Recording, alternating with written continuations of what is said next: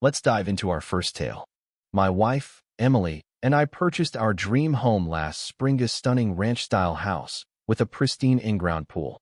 It's located right on the edge between two neighborhoods. Our property officially belongs to the older Maplewood community, which has no HOA, but our backyard borders Crestview Heights, a ritzy gated community where homes start at due lot $800,000. And the HOA rules are tighter than a maximum security prison. The first few months were blissful. We spent almost every weekend by the pool, hosting barbecues with friends and teaching our kids to swim.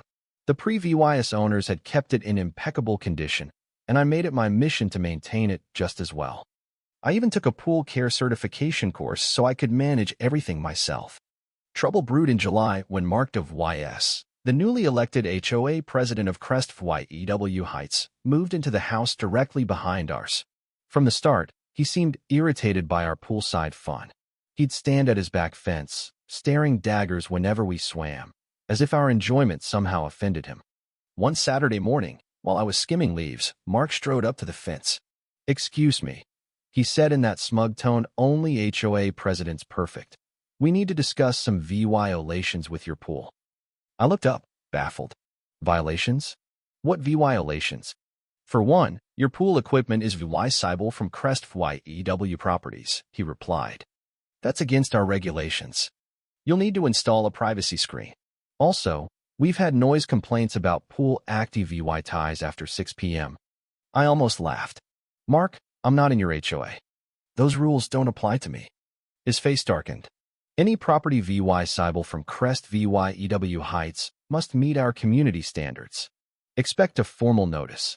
Sure enough, the next day, a thick envelope landed in my mailbox.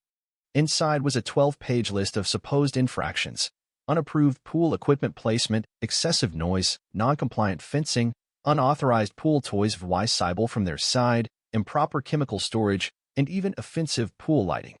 It demanded I fix everything within 30 days or face due law 100 daily fines. I chuckled, filed it in my crazy HOA nonsense folder, and carried on. A week later, another letter arrived, this time threatening legal action. I decided it was time to respond formally. I drafted a polite but firm letter stating that since my property wasn't part of their HOA, they had no jurisdiction over my pool or anything on my land. That's when things escalated. The following Saturday, I stepped outside to find Mark and 2 HOA board members in my backyard, measuring my pool with laser tools. "What are you doing?" I demanded. "This is private property trespassing. We're conducting an official HOA inspection," Mark replied smugly. "Your pool doesn't meet our size and depth standards. It'll need major modifications." I pulled out my phone. "Leave now, or I'm calling the police." "Go ahead," sneered a board member I later learned was named Karen. "We have every right to be here." So, I called the cops. When Officer Rodriguez arrived 15 minutes later, Mark waved his HOA paperwork. The officer wasn't impressed. "Sir," he told me, "if you're not in their HOA, they have no authority here." Then he turned to Mark. "You need to leave, or you'll be arrested for criminal trespass." They left, but not before Mark yelled, "This isn't over. We'll see how you like swimming in a filled-in hole." That threat rattled me enough to call a lawyer. My buddy James recommended Sarah Lee, a property dispute attorney with experience handling overzealous HOAs. Sarah reviewed my case and laughed. "They've got no legal ground to stand on. But given their aggression, let's act first." She helped me draft a cease and desist letter detailing their harassment and trespassing, complete with my deed, survey maps proving I wasn't in their jurisdiction, and photos of them on my property. We sent it certified mail to every HOA board member and their attorney. Their response? They sued me. The lawsuit claimed my pool was a nuisance, lowering their property values, demanding its removal or my compliance with their rules. They even argued that since pool water could evaporate onto their land, they could regulate it. Sarah grinned. "They've just given us everything we need. Let's countersue for harassment, legal fees, and punitive damages." At the first court hearing, Mark and his HOA crew arrived in pricey suits, oozing confidence. Their slick lawyer argued their HOA could enforce rules on any property affecting their community's value. The judge, a no-nonsense older woman who'd clearly seen her share of entitled HOAs, shut him down. "Counselor, are you seriously claiming an HOA can regulate non-member properties?" Show me one case where that's held up. He couldn't. Then Sarah presented our HOA denke, harassment records, trespassing photos, and security footage of them measuring my pool. Mark's filled-in hole threat didn't help their case. The judge was furious. This is one of the worst cases of HOA overreach I've seen. Not only do they lack authority, but their actions are harassment, and this lawsuit is frivolous. She dismissed their case with prejudice, granted our countersuit, and ordered the HOA to pay my legal fees plus due law $25,000 in punitive damages. She also barred HOA reps from my property or trying to enforce rules on me. Mark's face turned beet red, but his lawyer silenced his protests. I thought that was the end. I was wrong. A week later, my pool water turned cloudy. Tests showed the chemical balance was wrecked, odd since I just fixed it. My security cameras revealed Mark sneaking into my yard at 3 a.m., dumping something into the pool. Back to the police we went. Officer Rodriguez arrested Mark for trespassing, vandalism, and violating the court order, backed by VY Deo EVY Denke. The HOA board distanced themselves fast, sending a formal apology signed by all members, admitting they had no authority over me and vowing to leave me alone. Mark resigned as president. The charges were serious. Lab tests showed he'd dumped an industrial wastewater chemical, potentially harmful if we'd swum in it. His lawyer secured a plea deal. He'd pay for a year of professional pool cleaning, cover damages, and stay 100 yards from my property. I used settlement cash to upgrade my security system and build a taller fence. Mark's house went up for sale, but no one wants a home tied to a pool tampering scandal. Now, peace reigns. The new HOA board keeps to themselves, and my family enjoys our pool hassle-free. I added non-HOA-approved color-changing LED lights just for fun.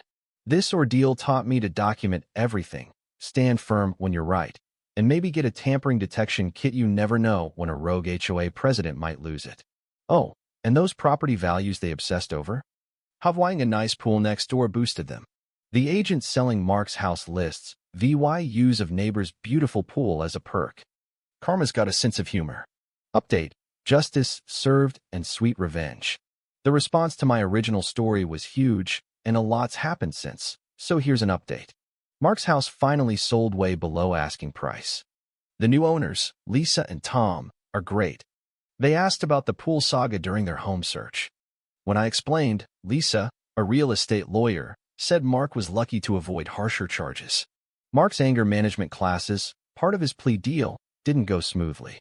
I heard through a neighbor that he got kicked out for arguing with the instructor about justified property responses, forcing him to restart. The judge extended his probation. The HOA drama didn't end with Mark. An audit revealed he'd used HOA funds for his legal fees against me, hiding it as property maintenance. The board held an emergency meeting to decide whether to sue him for misappropriation. I spoke there, sharing Sarah's evidence of Mark's unauthorized actions. Karen, the board member who'd trespassed with him, confessed he'd run the HOA like his personal kingdom, bullying members and threatening dissenters. She apologized publicly, admitting she should have warned me about the pool tampering but feared retaliation. The board voted to sue Mark, recovering overdue law $50,000 in misused funds. Karma kept rolling. Mark stole that pool chemical from his job at a water treatment plant. When his employer found out, they fired him and reported him to the state EPA. He's facing fines and might lose his certifications. Turns out, he'd wanted a pool himself but couldn't build one due to HOA setback rules, so he fixated on controlling mine. The new HOA board rewrote their bylaws to clarify they can't regulate non-members, added an ethics committee, and even asked me to consult on pool rules since I'm certified. My pools thrive. NGI added a saltwater system and underwater speakers. Lisa and Tom loved our recent pool party. We started a neighborhood watch across both communities, bridging the gap with shared surveillance. Mark's ex-wife sent me a letter after their divorce, apologizing for not stepping in and thanking me for exposing him. Sarah framed the judge's ruling for mites in my office next to my pool certification. She uses our case to teach HOA law. Property values in Crestview EW Heights hit record highs. Turns out, good neighbors who fight bullies are a selling point. Standing my ground was tough, but worth it. Document everything, know your rights, and don't back down. Maybe get a security system too just in case.